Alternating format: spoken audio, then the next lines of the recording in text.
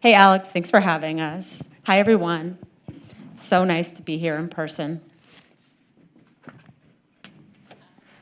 So the idea for this panel came to me after I finished my book, which you can get outside, and I'll be signing if you'd like, blah, blah, blah. So the idea came for the panel after I wrote my book, when I asked a ton of questions to every startup that I met, and not every question was answered.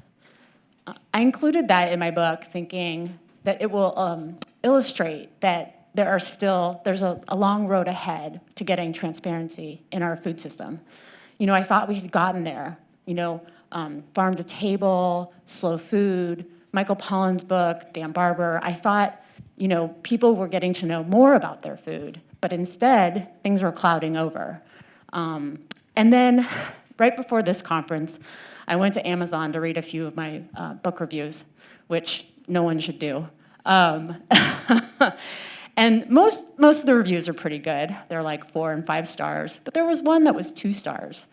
And he said, Larissa Zimberoff has had more access than anyone, yet she still had all of these unanswered questions. And it was a flaw to him, that I had missed these things. So he had entirely missed the point, which was that I wanted to show that people weren't willing to answer my questions, which I thought was a problem. I think that for cultured meat to make it, you guys need to learn to be more transparent, ever more transparent. Now, I know this last panel talked about transparency, and I hope that we're going to go deeper in maybe more compelling ways, especially because we have a retail person here who's like, what is this? So I'm really excited. So anyways, we're going to talk about how synthetic bio startups can be more transparent with consumers. So we're really focused on consumers. As a journalist, I write mostly for Bloomberg, and so I'm focused on the business story for consumers. With me is Patricia Bubner from Orbillion and Patrick Mills from Bi-Rite. We did not call each other beforehand with this like pink, red, but I'm really excited. So let's, Patricia, tell them a little bit about yourself. Sure. So first of all, I'm super happy to be here with both of you. That's awesome. Thanks for the organizers for having me. And I'm just so happy to be here with real people. I can't tell you. I did a lot of Zoom talks. Probably you didn't. And it's just awesome to see all of you here and the people on the live stream. And you're all so tall. So my name is Patricia Bubner, and I'm the CEO and co-founder of Orbillion. We are a cell-cultured meat company specializing in beef and a couple of interesting, let's call it like that, breeds like bison and lamb and also wild elk. And I actually am a chemical engineer by training from Austria. I grew up with what we call now, I think that's a new buzzword, hyper-local food system. We know the farmers by their names that we get the meat from and also the breeds that they use. And I moved here for my postdoc to UC Berkeley, and that's where I got in touch not only with more science, but also with the local movement in food, really. I mean, in Berkeley, Alice Waters, Chez Panisse, the Edible Schoolyard, you name it, and also founded a food project there. So long story short, that's kind of led me on my path. Can we pursue that in new food that we are creating in a more sustainable way? Can we do that farm to table? Patrick. Good morning. My name is Patrick from Bi-Rite. I'm really excited to be here. Thanks, Larissa, for inviting me to participate in this panel. Bi-Rite Market is, in my opinion, a San Francisco institution. I'm a grocer. We're a grocery store. We have 2 markets, one in the Mission District near Dolores Park, the other in the center of the city near Alamo Square, where you can find the Painted Ladies on Divisadero. We are small, one-stop shop markets, and our guests are extremely passionate and dedicated to good food, which means a lot of things to different people, but to us, it means really tasty food. It means well-sourced food, traditionally made food, local, and food that has a story to it. I'm excited to be here and mostly to learn because this is a topic that I've got a long way to go to understand. The first time I heard scaffolding this morning, I thought there was a paint job happening. So I hope I can contribute, but I'm mostly looking forward to learning. Thanks. Thanks, guys. So he said Bi-Rite's small, but I bet they do more per square foot than many bigger markets. Okay, so I like to start my talks with quick-fire questions. So my first one, do you eat at fast food restaurants? And if not, why? And if yes, what did you last have? I had French fries at In-N-Out. So I do eat at fast food restaurants. I feel bad about it every time. It happens usually on road trips where you're like, I really need food now. I'm so hungry. And I know that's not the best choice, but yeah, it happens. I confess. And why do you feel bad? I feel bad because I know that if I eat meat there, it comes from intensive agricultural farming, which is something that we're working to replace. Great. Patrick? I don't eat at fast food restaurants. If it does happen occasionally, it's it's a complete indulgence. And I think I know a lot about where that food comes from and how it's impacting not just the farms that some of that food comes from, but also the people and especially your body. That stuff is terrible for you. Great. And my answer is that I haven't eaten at a McDonald's since I was like 6, 7, 8, going on our way up to Mammoth and getting the breakfast. But I'll go back when the McPlant launches to try it, and I'm going to see if Paul Shapiro will go with me. Okay, thanks. So one more quick fire, which is, are there any companies that you think are doing it right when it comes to transparency? For me, as a consumer, yes, there are several. And the one that I want to point out, which probably no one knows, but they actually work globally, is a chocolate company from Austria. And what I like about them is that they are trying to do single origin and fair trade chocolate, where they go to every farmer and make sure that they have fair pricing and everything in place. And they make awesome products with local sources in Austria. Plus, they always have a little bit of a pun to anything that happens. Like last year, they had chocolate instead of toilet paper. It was pretty funny. Patrick? Yeah, I have a lot to say about that. We have a lot of vendors that we work with that I think are really good at this. I'm going to mention a couple, and I can. Biggest one. I'm going to mention two really quickly. One is called 5 Dot Ranch, and the other is called Schooner Bay Salmon. Schooner Bay Salmon does a wonderful job because they do it kind of for us, for Bi-Rite. You can go on their website and find a lot of information about transparency. And the reason I want to say 5 Dot as well is because they tell us a lot as the retailer, but they don't do a great job of talking about themselves. And I think that's an important distinction. Great, awesome. Maybe if anybody out here has some other examples, you can tell us later. Okay, so my first question goes for both of you, and we'll start with Patrick. So when bringing in a new vendor or choosing ingredients to use in cultured meat, what are your top 3 considerations? Yeah, flavor is the number one, or rather just eating performance, because something can have great flavor, but it might not be easy to cook. Of course, we sell both ingredients as well as prepared food. So that's the trump card. You can have great transparency in sourcing and price, et cetera, but if it doesn't taste good, it's been said already, but people can taste the difference between good and bad, right? Or good and great. So that's number one. Number 2 is supply.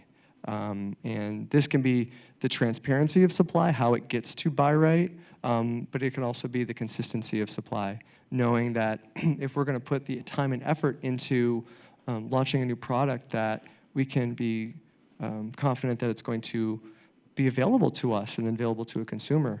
In a grocery store, folks come regularly to buy their meat, their eggs, their produce, their grains, and they get in a routine and they want to stay in that routine. So if all of a sudden there's a disruption, that's a really big deal.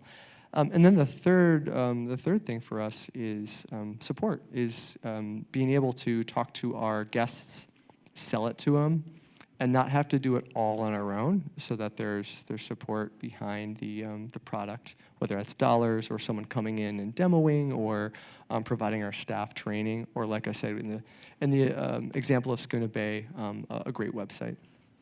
So let me ask a quick question, Patrick, before moving on. I really like this idea of eating performance, because I've tried a lot of foods at all the startups in my book and beyond. And so eating in front of people, right? I've tried Patricia's meats as well. And I had to eat in front of many people taking photos. But so this eating Apologize. the eating performance thing, right?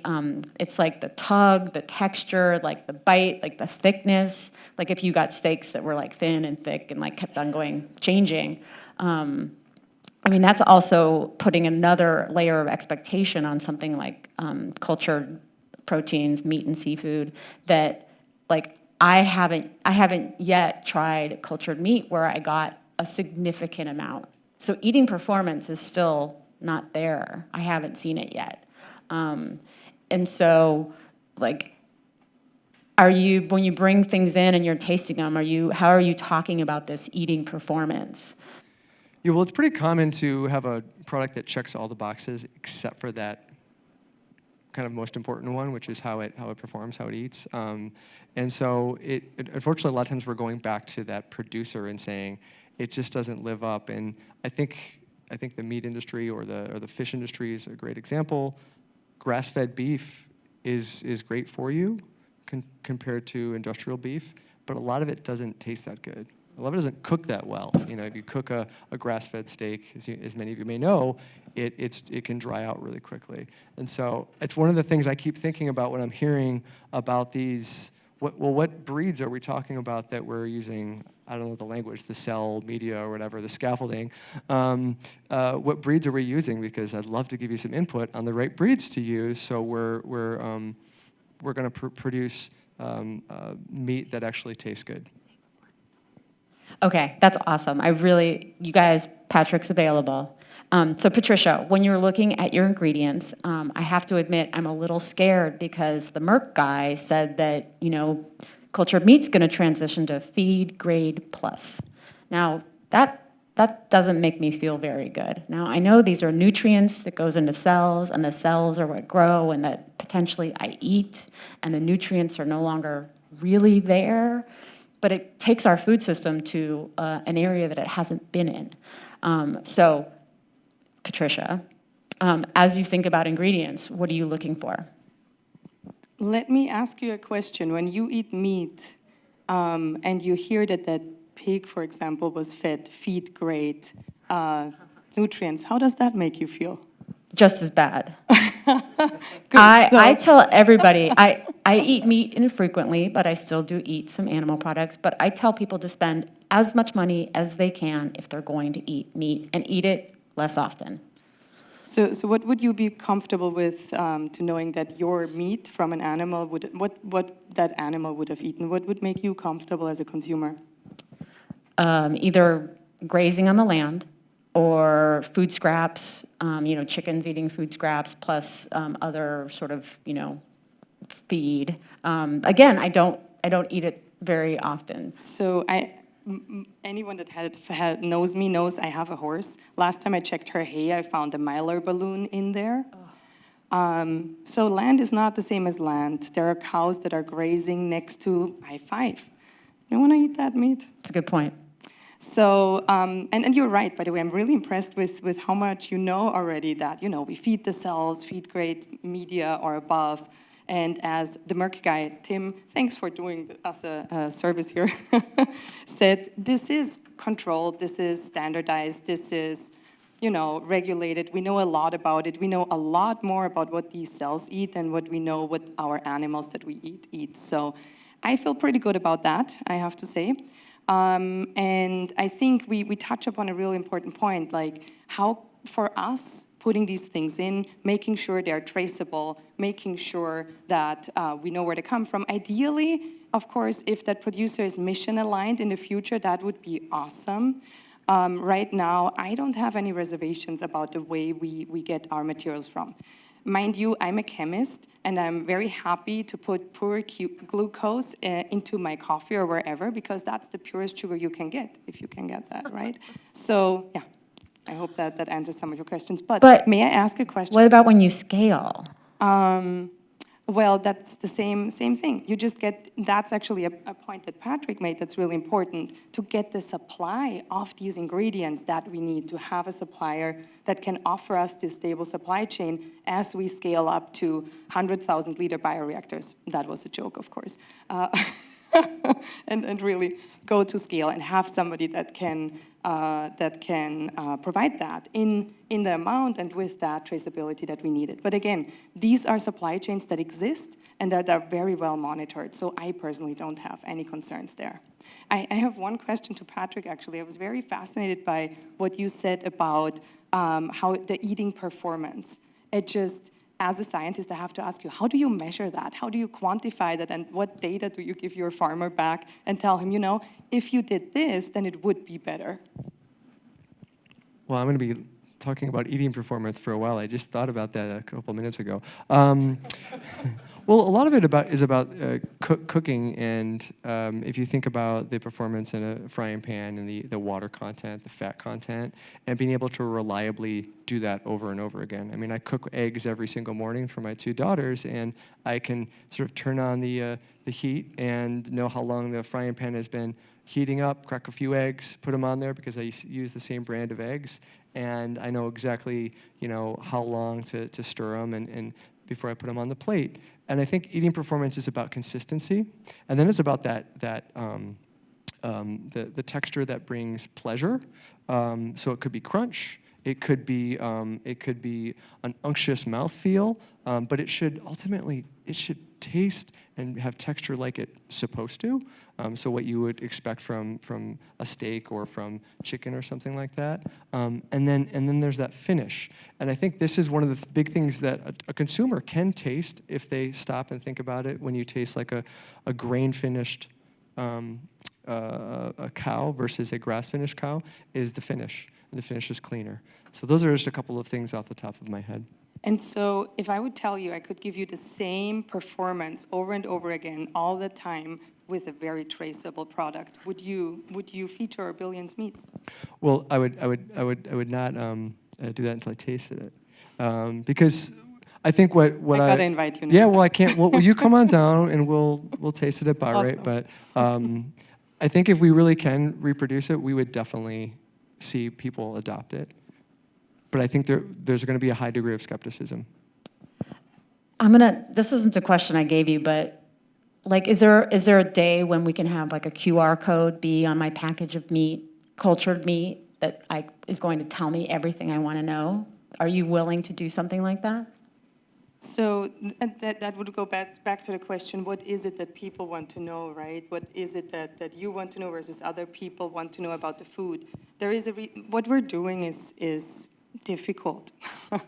And the people that are building these processes and that are building cultivated meat have advanced degrees. They studied for years and years and years to understand exactly what it is like. The one thing that would be great is to have more publications out there, open source, that are accessible, where people can get the information. But even to understand these papers, you probably need somebody to translate it. So there's always this thing with how much can you share with the people in a way that they understand and get the information that they want, right? So I would play it back to you and say, what is the information that you want from that really? How much understanding do we need? And then I would say, yes, of course, we're happy to provide an information that's helpful for you as a consumer to make the decision whether you want to buy this product or not. You know, I saw a pretend package from Upside Foods, and it just said, sell cultured chicken, right? And then it had a couple spices. That wasn't enough for me, right? So yes, I'm a super user. I do expect more, and I want more information because I understand it. But I don't think we should shy away if most people aren't like me. You know, we shouldn't shy away from sharing like what went into making something that goes on a plate.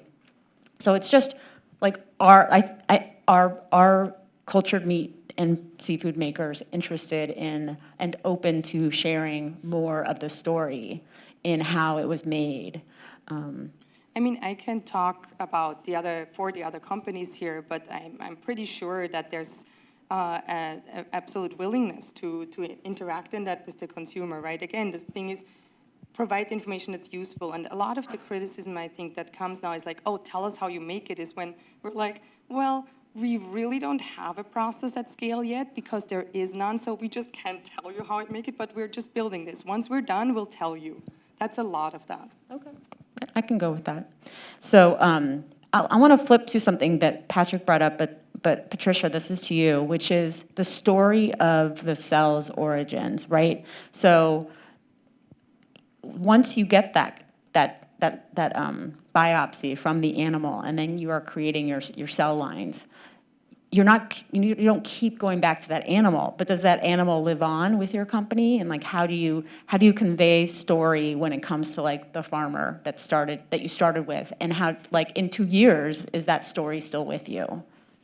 Yeah, that's something that actually Orbillion is founded on. We want to build on the best of the food system, and farmers are part of that for us. They are the ones that put the animals forward and bred them for hundreds of years so that we have something that we can build on, right?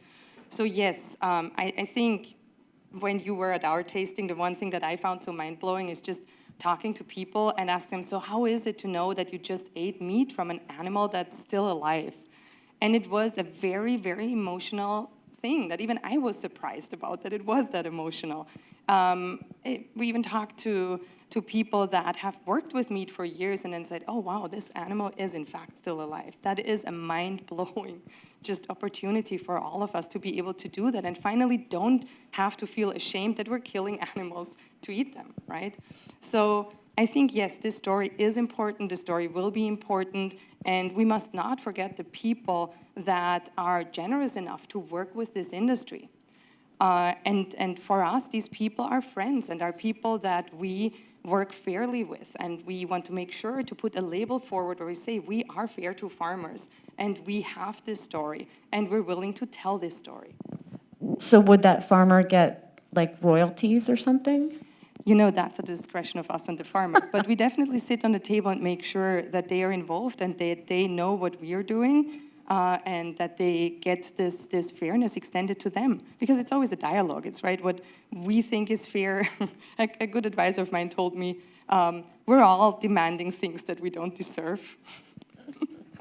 I just want to take a moment to say, if you, like, a question has come to mind, feel free to go to the mic, and I can go back and forth. But if you start thinking now and get on over there, and I'll jump to you.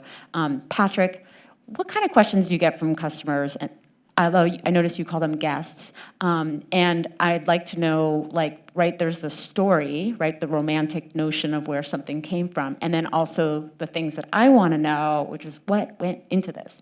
Tell me, share some of your Yeah, knowledge. sure. And we call them guests because it evokes something that's more hospitable and warm than transactional. So I just want to mention that as I thought about this, we're trying to create the result of transparency, which I think is trust. We're not trying to just be transparent, because if a guest trusts your brand or your business, then you've got them. And so a lot of the questions are either about building that trust, or they're, frankly, we've already established that trust and we're just trying to create a basic need or fulfill a basic need. So the most common question that we all have every day is like, what are you going to eat for dinner, lunch, breakfast, whatever? And they're coming to us to understand that, and we're giving them information. And then it's how to cook this. It's back to my question about performance. And then there's this slew of other questions. What did this animal feed, or how is this produce farmed? Then there's the secondary.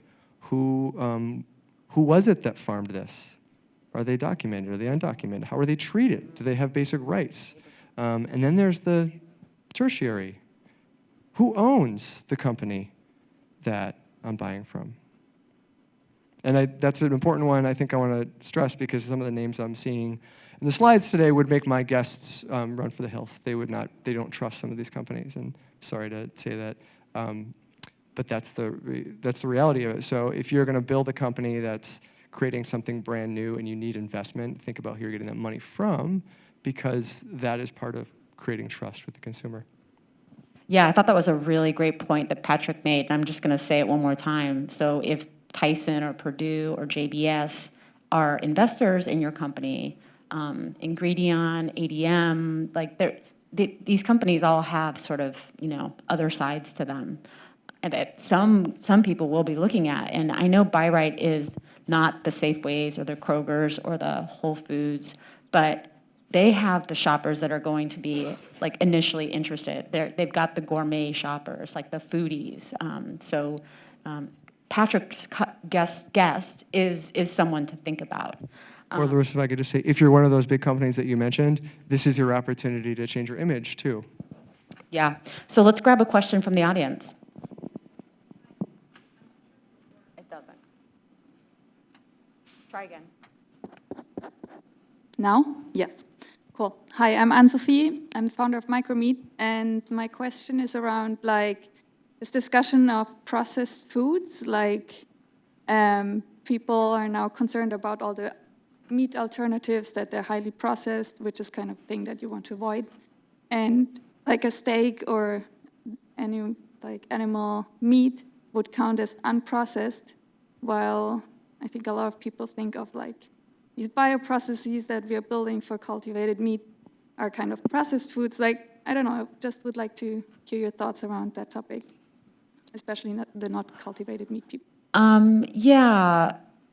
I mean, I think it's your question is levels of processing and where is it and where isn't it, right? Yeah. Like a steak might not be processed, but cultured meat and plant-based meat are processed. Yeah, kind of that perception. And also in terms of transparency, and when you were talking about the labeling and with a QR code and so on, if you really want to trace all the ingredients that go into a cultivated meat, from the amino acids in the culture media and so on, of course that looks like a huge list and makes a point for it's a very processed product, but it's kind of the same in a real meat, just through, it's been processed inside the animal. Yeah, I mean, there are, so I talk about this in my book. There are levels of processing in almost everything we eat. Even in the beet that grows from the ground, right? The seed was made and fertilizers were added, and then it was grown and taken out of the ground. But I sometimes will talk about steps in production, or how many countries needed to make ingredients to go into something.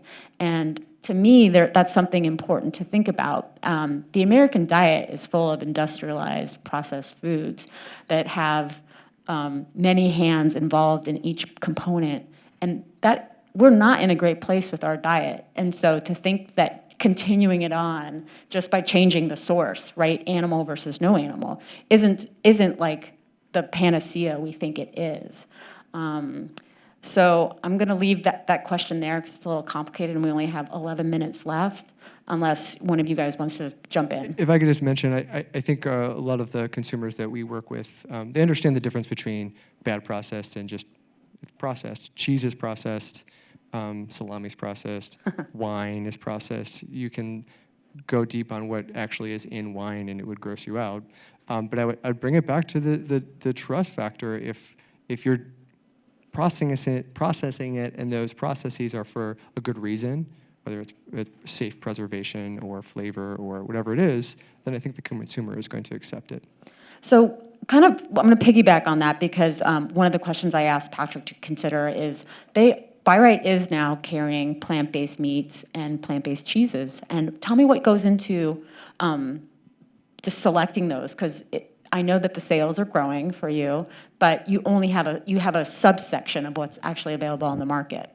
Yeah, we've tried hard to use some of the same sourcing process that for those new products that we do for traditional products. So it's back to, and I'm going to use cheese for a second. There's lots of cheeses that are thrown our way that say they're a cream cheese substitute, and maybe you taste them with a spoon and they taste great, but then you put them on a heated bagel and they turn to liquid.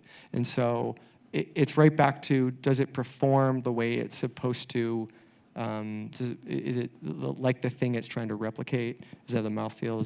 Does it taste? And then I know everyone here wants to talk about ingredients, and I would put that right back on you all about what goes into this. Do you feel good about what's going into this? Would you feed it to your children? And then what impacts is it having beyond the manufacture of that product, the extraction of the raw materials? What's happening there? Palm oil, coconut oil, we're looking at you.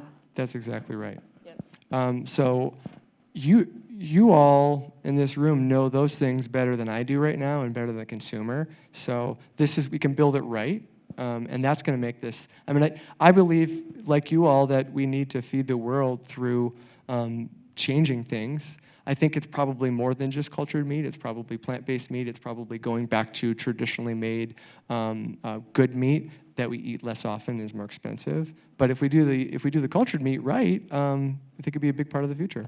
We got to take the show on the road. I agree. I totally agree. And I think the other part is that it's also a level of entitlement to be able to think about these things, really. And, we also think, with all this thinking about traceability, we sometimes need to make compromises in order to feed the world in traceability, not in quality or in safety, of course, because there are things like you said, the diet that a lot of people eat come from a lot of ingredients being there in large amounts, such as high glucose corn syrup, for example, right? And then they are being made in products.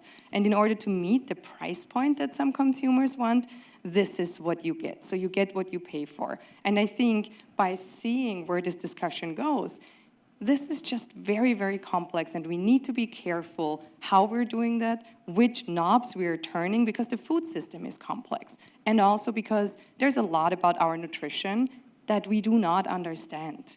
That's a fact. There are a lot of studies out there. Everybody of us knows it, of course, and there are heated discussions. But in reality, if you talk to 10 people, you get 10 different opinions on what is highly processed, not enough processed, healthy for you, not healthy for you, causes cancer, maybe not. So, it is complex. Yes, it is. So I'm going to ask one more question, then I'm going to get to you 2 or 3. The FDA and the USDA are working together right now to consider this idea of cultured meat. How far along it is, we don't know. Do you think that, so the FDA is a reactive agency, they don't proactively look out for our health, but is there a way, because they're looking at this new food category, is there a way that the USDA and the FDA can be helping to bubble up greater transparency? Patricia. So my question to you is, why do you think that they are not proactive? Oh, I know they aren't. Okay. They don't, it's how they work. Okay. I don't have that experience, I have to say. So far, I think... I'm a former FDA person, and I'm going to tell you that the agency is very proactive. I'm tired. Well, okay, I am making a sweeping generalization, but in general, it is a reactive agency like health, like heme, okay? So heme in the Impossible Burger, right? They've given it grass, and whether or not there are any problems with it, we don't know, and the FDA doesn't truly know until there gets to be enough complaints about something, and then the FDA will jump in. So, and that's the respect that I meant, that they're a reactive agency. But we can't, I don't want to do a back and forth on this. Yeah, but I do appreciate and would love to talk to you after that fact. Yeah, for me, it's just something also where I think I have a different opinion. For us, for everybody that puts a food product out, we follow the guidance of the regulatory authorities. This is a very important mutual process, and it's actually an exciting process to be able to build something together that is new. But there is so much knowledge out there. USDA usually posts their decisions and also the justifications for these decisions afterwards. So I currently, that's all I can say to that. Yeah, I'm just looking for greater conversation, right? And so when I hear things like, Upside Foods and the USDA and FDA are like working in closed door meetings and talking about what they're going to do, it's like, I want more of that done in the limelight. And I think that's just currently not possible for similar reasons that I mentioned before. There's a lot of things that we as companies are working on right now. So it's a new field. So I ask everyone for patience and also a sense of trust, because we are scientists working on that. We are also consumers on that. We want to eat good products. We want to put safe products out there. This is what we want to do. This is why we're all here for. And I know a lot of the other companies, and we as companies are working together, and this is what we all have in common. And I like what Patrick said before, that transparency is not an end goal in itself, right? The end goal is generating trust and generating good products for everyone. And that's what we're set out to do. There's nothing bad going on behind closed doors. Maybe some bad jokes. I think as a journalist, I'm sort of trained not to trust, but I do very much appreciate that you think that you say that that's the goal, and that I want that too. Okay, so let's jump to the audience questions. Hi, Jess Krieger again. I was wondering, Larissa, do you think that the cultivated meat industry should be held to a higher transparency standard than the traditional meat industry? And what are the ethical implications for that? And I think I think everybody should be held to a higher level of transparency, including the industrial meat sector. Well, right? then How are your we should be workers? asking the traditional meat industry to have higher transparency and say what they put in their feed for their animals and how their animals grew up and all of that. Absolutely. Yeah. Yeah. I wouldn't think that cultured meat has to do. This is my opportunity, because cultured meat is in its infancy, right? To get to say and have like a thought and an opinion. I don't really want to write about commodity meat, but I could, and then I would take that same critical lens to them. But it's not really it's not really my topic of focus. But I would have the same expectations. I think it should be fair to focus on both, however. If you're talking about transparency for cultivated meat, also discussing transparency for the traditional meat industry. You're right. I could absolutely have said, we are not getting this level of transparency in commodity meat. Great. Yeah. Thank you. Yep. Hi, Paul. I hope this one's not for me. It is. Hi, Paul Shapiro with the Better Meat Co. First, Patricia, congratulations on having the coolest pants in the entire conference. Thanks for acknowledging that. I tried hard. It looks kind of like filamentous fungi under the microscope to me. I don't know if that was your intent, but it looks really cool. Or Halloween, one of the two. Larissa, you wrote a whole book on this topic, and this is really more of a question, I guess, for both you and for Patricia. You know, we're talking here about an industry that, as you just correctly pointed out, is in its infancy. Plant-based meat has been around for decades. It still is not even 1% of the volume of the American meat market, let alone global meat market. So lots of people have made predictions, mostly that turned out not to be right, about when cultivated meat would be on the market. But my question for you is this: now that you're an expert, having written this book, and Patricia being involved in the industry, when do you think that cultivated meat will represent 1% of the total meat market? So it's 0.0% now. What do you think will be when it gets to be 1% of all the meat that is sold in the United States or in any country? Any country? Okay, let's think. What's the smallest country I can think of? I wonder. Wait, Andrew's here. Noise from Just. What have your sales been? Do you have it yet in Singapore? In Singapore. Are you at 1% is the question. When will you be? Are you at 1% of chicken nuggets? So it's difficult for me to do that math in my head, really, and to think about that. But what we anticipate is as soon as more processes are out there that are at scale, we will be able to put more products out there. And we will see that curve increasing massively in the next 10 years for sure.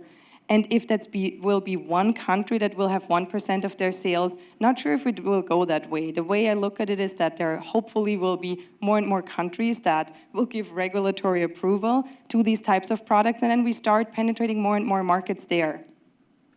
Sorry that I can't be more concrete on that, Paul, but my crystal ball is somewhere.